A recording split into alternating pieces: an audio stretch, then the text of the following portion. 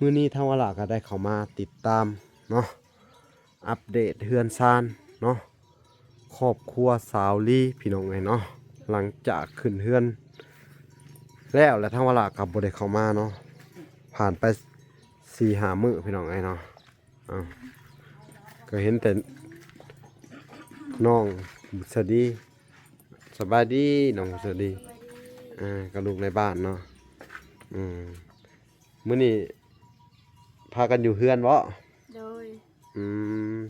แม่กับน้องไปใช่แม่กับน้องไปหากินโอ้แล้วเพิ่นให้เจ้าอยู่เฮือนโดยอ๋อดีๆไปแต่เช้าเพิ่นบ่แม่นอ๋อไปคู่มื้อแล้วบัดนี้เนาะโดยดีหลังจากแล้วเฮือนแล้วซ่านกะเนาะไปหาอยู่หากินคู่มื้อเลยเพิ่นว่าเนาะทางอัน FC หลายๆคนกับพี่น้องเอ้ยเพิ่นก็เม้นเข้ามาว่าเข้ามาอัปเดตติดตามเบิ่งทางครอบครัวสาวลีแน่เพิ่นว่าหลังจากขึ้นเฮือนเด้อ โดย FC เพิ่นก็คิดฮอดคิดฮอด FC เดี๋ยวว่าคิดฮอดเนาะก็มีแต่ว่ามื้อนี้ก็ได้มาพบพ่อแต่น้องนี่แหละพี่น้องเอ้ยเนาะสวัสดีพี่น้องเอ้ยเอื้อน้องแล้วก็แม่ก็ไปหาอยู่หากินอันนี้เป็นน้ำกินเนาะเป็นจังไดขึ้นนอนเฮือนใหม่ถึงเลขถึงเบอร์กันอยู่บ่ฮะบ่ได้ใส่อะไรบ่ได้ซื้อดีแล้วบ่ได้พันยังบ่โดยพันดีอยู่บ่นอนเฮือนใหม่พันดีพันอะไรดีใจฮะพันดีมีสร้างพันเลย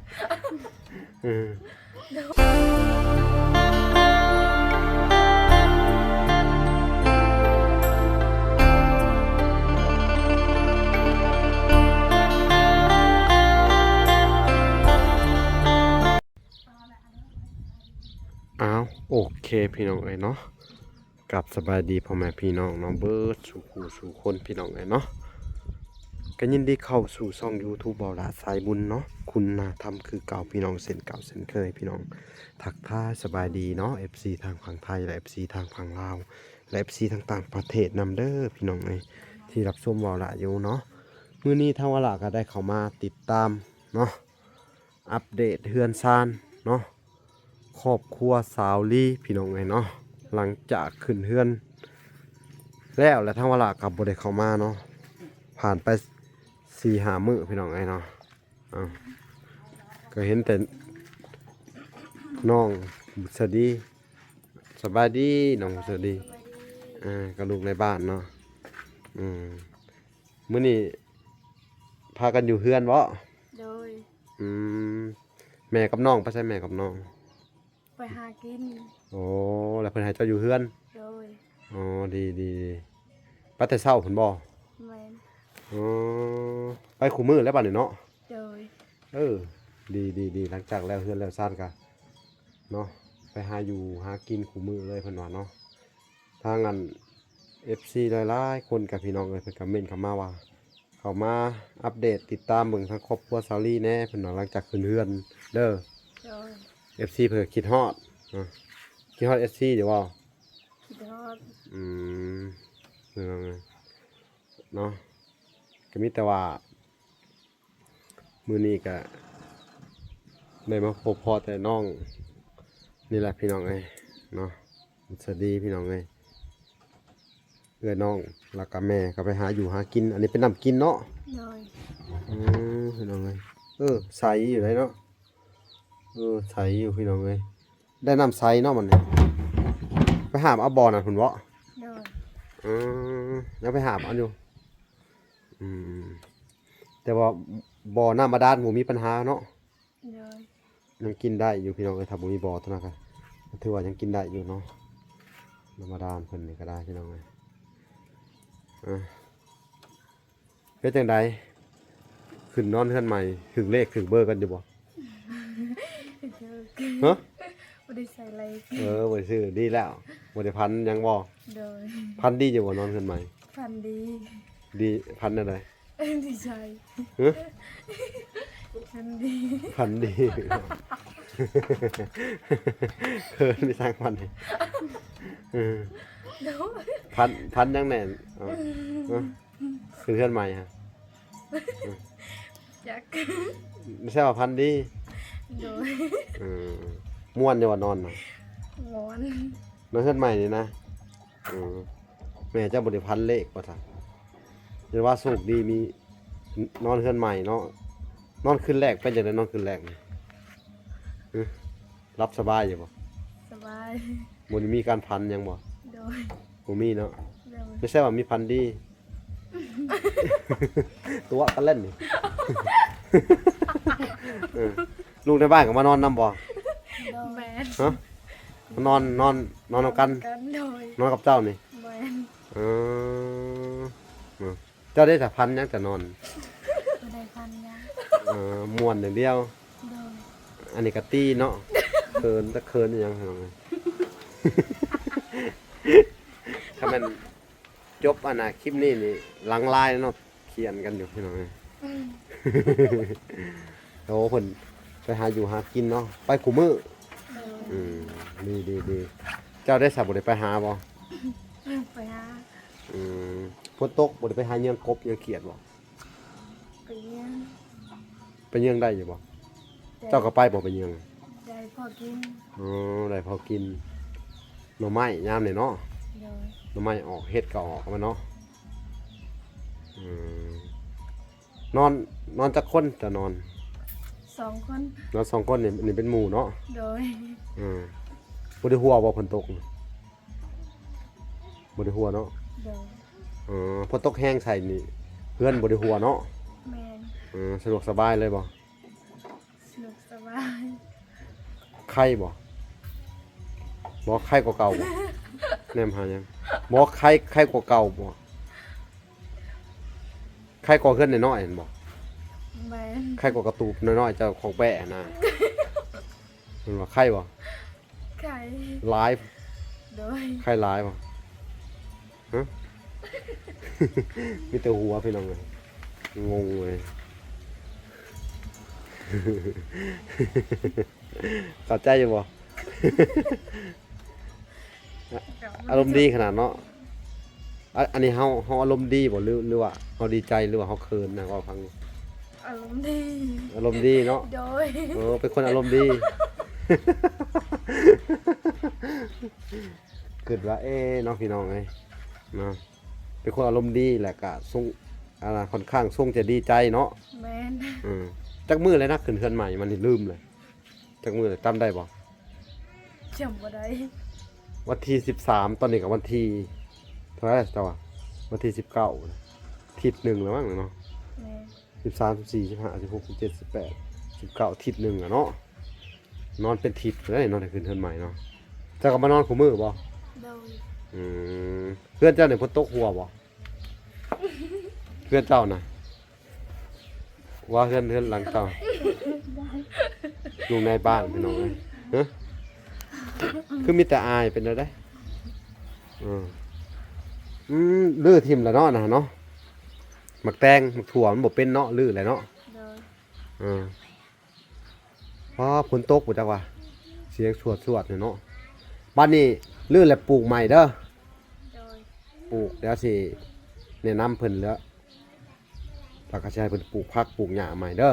น้ำตะนักก็ปลูกเบี้ยหมักอันน่ะใส่เบี้ยหมักอัน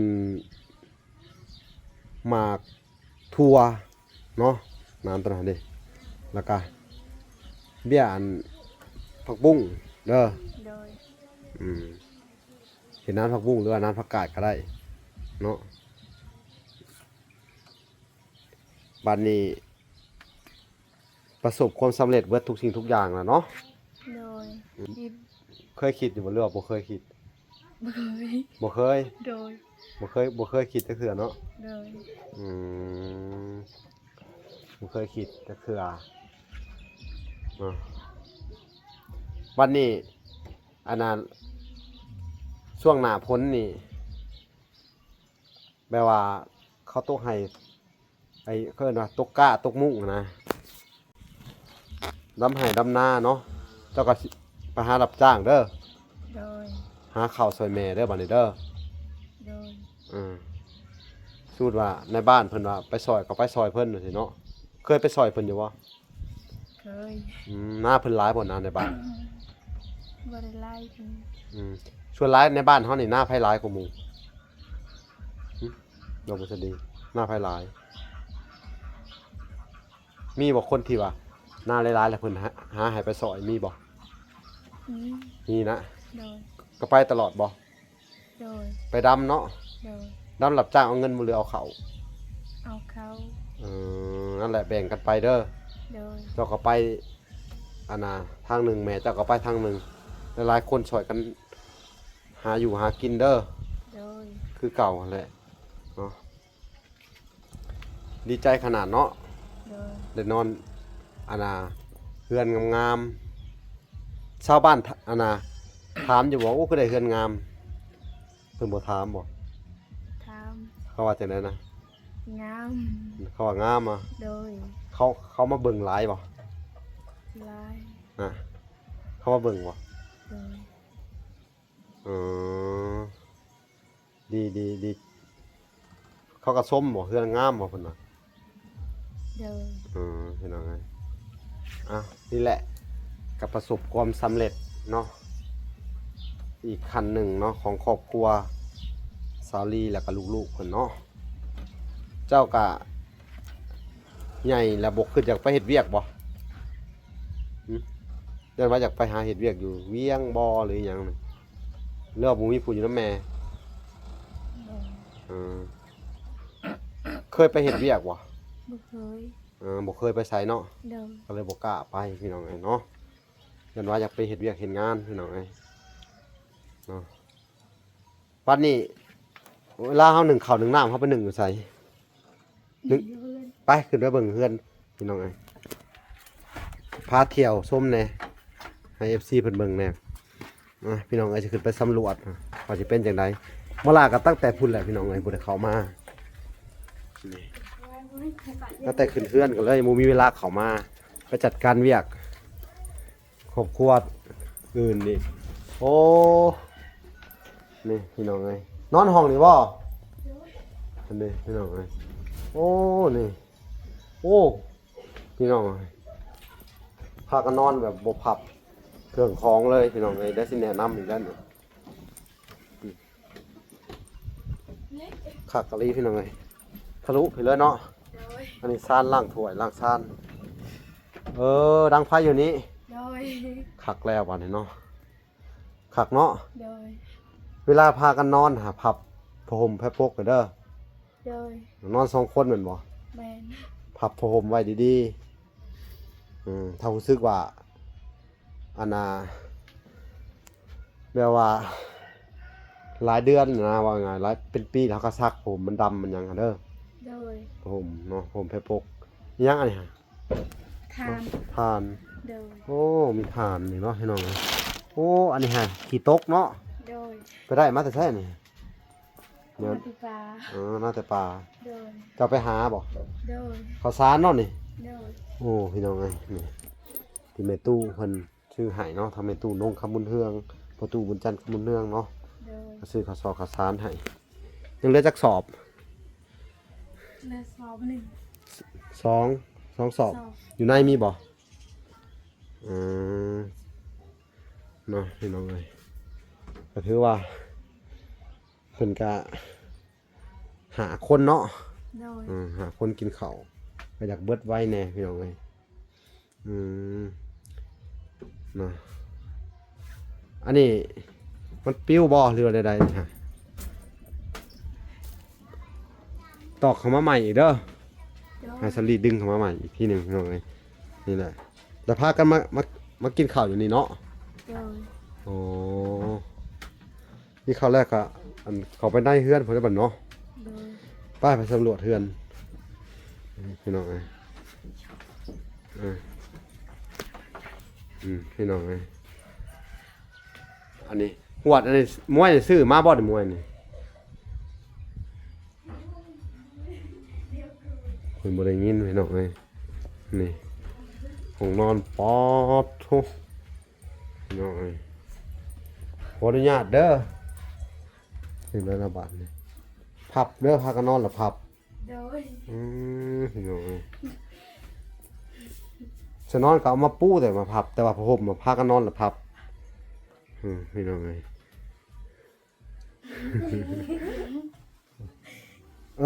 อันน่ะพับมาแนะนำให้เด้อ โดย มีอันเฮือนชานดีๆพี่น้องเอ้ยบัดนี้ก็มากับพ่อแม่พ่อแม่เพิ่นพี่น้องเอ้ยน้องเพิ่นเนาะก็สิประมาณนี้แหละเฮือนชานเพิ่นอันนี้น้ำกินเนาะพี่น้องเอ้ย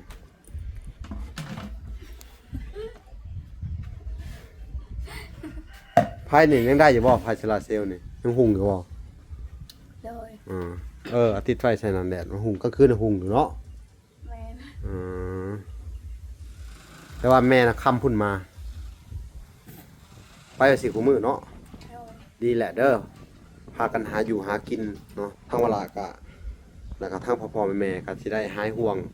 สามารถหาอยู่หากินเองได้แหละในเมื่อเฮ็ดเฮือนเฮ็ดซ่านได้แล้วเด้อ โดย แล้วเรียบร้อยแล้วก็มีแต่ทำมาหากินคือเก่าบัดนี้เด้อ โดย พี่น้องเอ้ยเฮาล่ะก็ได้มาอัปเดตพี่น้องเอ้ยเนาะตามคำขอของกันหลายๆคนเนาะทางผู้ใหญ่หลายๆคนเนาะหลาย FC เนาะเพิ่นก็ว่ามาอัปเดตแหน่เวลาก็สิได้เข้าไปอัปเดตทั้งอันครอบครัวไอ้ตุ้มก็บ่เห็นคนเนาะ